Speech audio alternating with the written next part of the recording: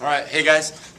So this is public policy, right? So remember, I'm just going to talk about a little bit of economic stuff, all right? And it's just an overview, and again, I think it'll get you ready for the exam tomorrow, right? And on the 13th of May. So remember that policy is a course of action, right? That Democrats and Republicans, Congress and interest groups and the executive branch and the bureaucracy are always fighting over what kind of policies to choose, like policies of how to fix a problem. You know, more taxes, less taxes, etc. But policy is a course of action to solve a problem identified, whatever it ends up being. Foreign policy, environmental policy, economic policy, social welfare policy, etc. Okay? So today we're going to look at economic policy a little bit, all right? Like how to make the economy grow. And this is a general simplification, but so first and foremost, you have two types of economic policy. You have fiscal and monetary policy, all right? So the key here is fiscal is taxing and spending. Like how much should we tax and bring in and where should we spend it? We'll talk about that in a minute. But fiscal policy is conducted by Congress, the president, even you can make an argument the states, right? But Congress and the president, interest groups lobby for more money, interest groups lobby for less taxes, etc., right? But fiscal policy is taxing and spending. I'm going to get into that a little bit more in a minute. But then you have something called monetary policy. Now, monetary policy is regulating the money supply. The Federal Reserve Board is basically, or the Fed is our country's bank, central bank, all right? And so here's what monetary policy does. You adjust interest rates to manipulate the economy. So think about this. Interest rates. So if I lower the interest rates, I'm lowering what it costs to borrow money. If I increase interest rates, I'm increasing the cost to borrow money. So if I borrow money at 5%, it costs me less than if I borrow money at 10% to pay it back, right?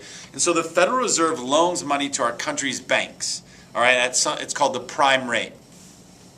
And then those banks then loan people money, to start businesses, to buy cars, to buy homes, whatever, right? That kind of thing. So if the Federal Reserve conducting monetary policy, right? The Federal Reserve, by the way, is an independent regulatory commission, all right? So we know something about that. Go look up independent regulatory commissions just for a minute, all right?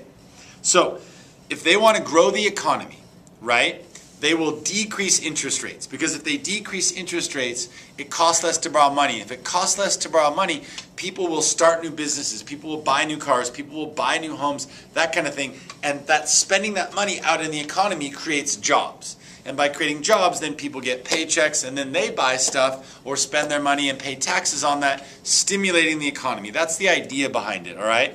And that's why you guys should see that right now, as we've come out of the Great Recession, you should guess that interest rates are at an all-time low, right? Ask your parents about their home loans and things like that. They're at all-time lows because they're trying to stimulate the economy.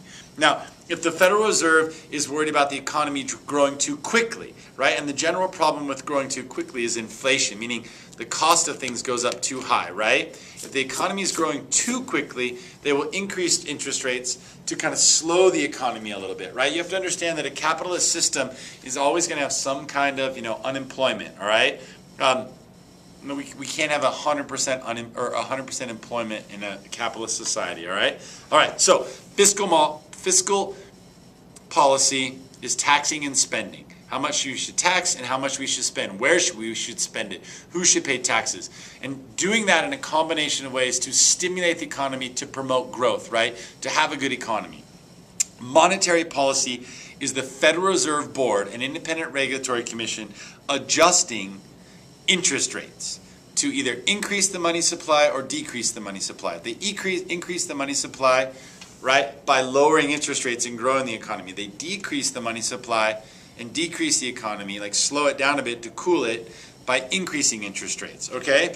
All right, now let's kind of get into a little bit of fiscal policy, all right? There's two kind of big world views of what the government should do in a general way, all right? Keynesian Economics, all right?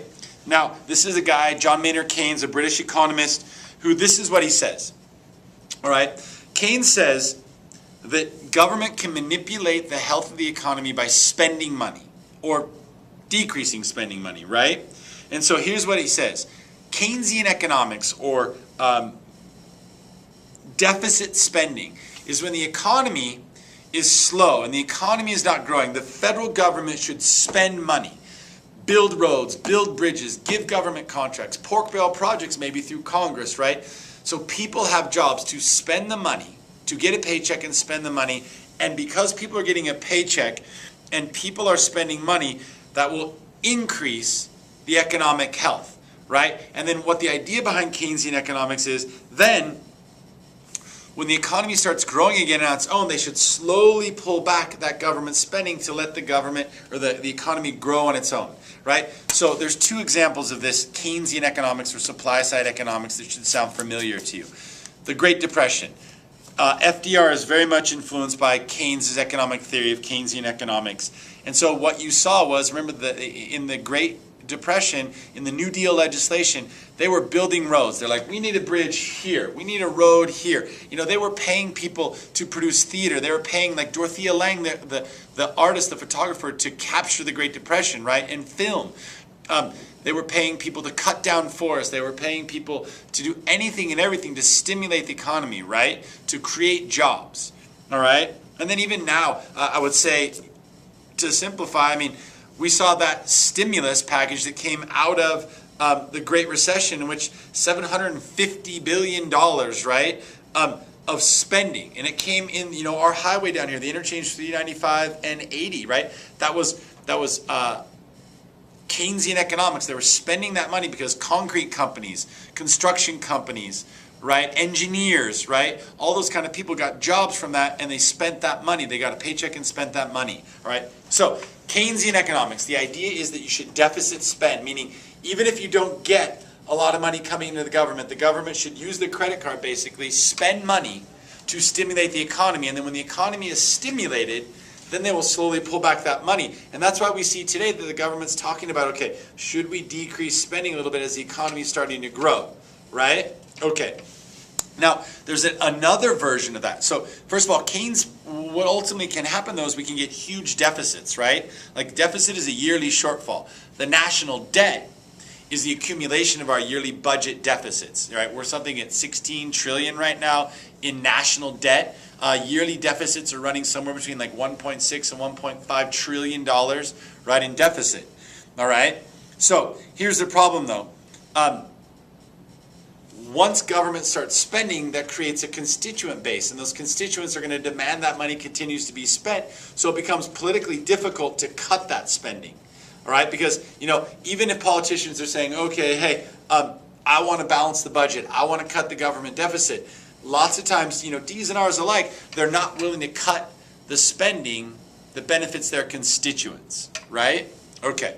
Now, there's another version of how to stimulate the economy, which is supply side economics. Now, supply side economics says this: if you cut taxes, businesses will have more money to spend and invest and grow and hire more people, right? And if they have more people to hire, there's more jobs. If they invest in their businesses, buy big printers, buy big machines, you know, buy a new shop, open a new branch, that kind of thing, they will be able to hire more people. And because they can hire more people and invest that money, there'll be paychecks going out. And then ultimately what the federal government will be able to collect more in taxes, and it'll stimulate the economy.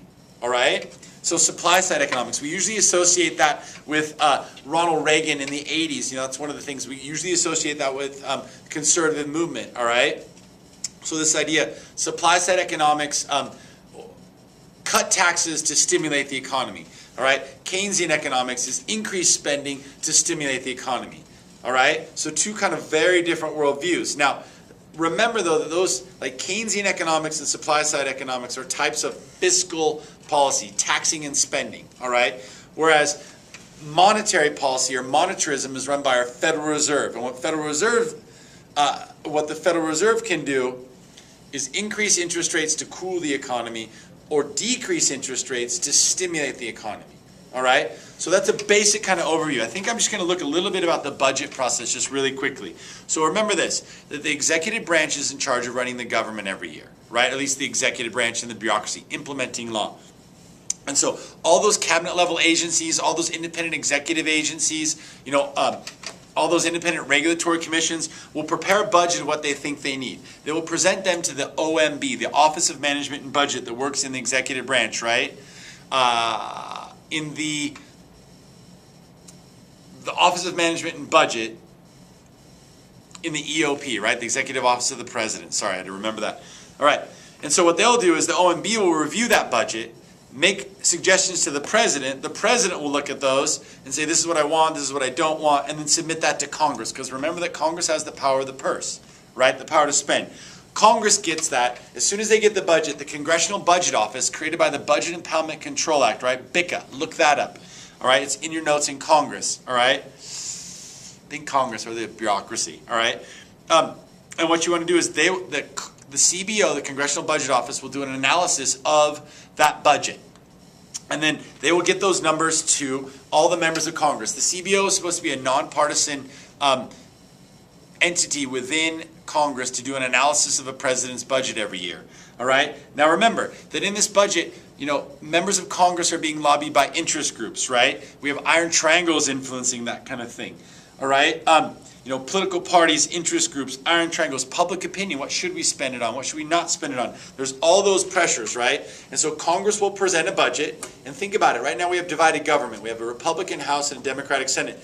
There's going to be a fight over the budget. And that budget has to go through committees, right? Think about a budget goes through all these committees, multiple referral, right? They hold hearings. They have people testifying, talking about that, just like a bill becoming a law. It's got to go to a conference committee, and where the House and the Senate can reconcile the different versions, get passed, and then go to the president. So again, if we have unified government, it's probably easier to pass a budget than under divided government, right? Think about that. All right, now, and then finally again, the president can either sign the budget or veto the budget. There is no line item veto. One of the arguments for a line item veto is that a president can get rid of excessive spending that maybe members of Congress wouldn't because their constituents are demanding that kind of spending. Whereas the president has the whole country as a whole, and he can make those decisions to cut spending. All right? Now again, if a president vetoes a bill, we have the 2/3 override, all that kind of stuff, right? Pocket veto, the whole bit. All right? So really quickly, then finally in this budget kind of talk, the national debt is the accumulation of yearly budget deficits. So ballparkish, right? I think 2000. I have this stat right here. In 2010, the budget was $3.5 trillion, right? Now, I want to say we had roughly $2.6 trillion in receipts, money coming in that year, right? So we had roughly $1.something trillion deficit. When you take those yearly budget deficits, 2010 deficit, 11, 12, 13, 14, and so on, you aggregate that all together, and we get the national debt. All right, the national debt is the accumulation of our yearly debts or deficits. Sorry. All right. Okay. One more final thing, just because it's getting close to the test. All right, is the GDP. The GDP is the gross domestic product, and the gross domestic product is simplification. I don't know if your dad or mom is an economist, right? They're going to make fun of my GDP definition, but it's generally what the gross domestic product or the GDP is the country's income for the year. How much art do we produce? How much oil do we produce? How many shoes do we produce? It's essentially our paycheck. How many goods and services provided? All right. Now, generally, we want our GDP to grow roughly somewhere around 5%. That's a good, healthy growth. All right? I think we're somewhere around 3%, 2.5% right now, right? Okay. See you tomorrow. Test tomorrow.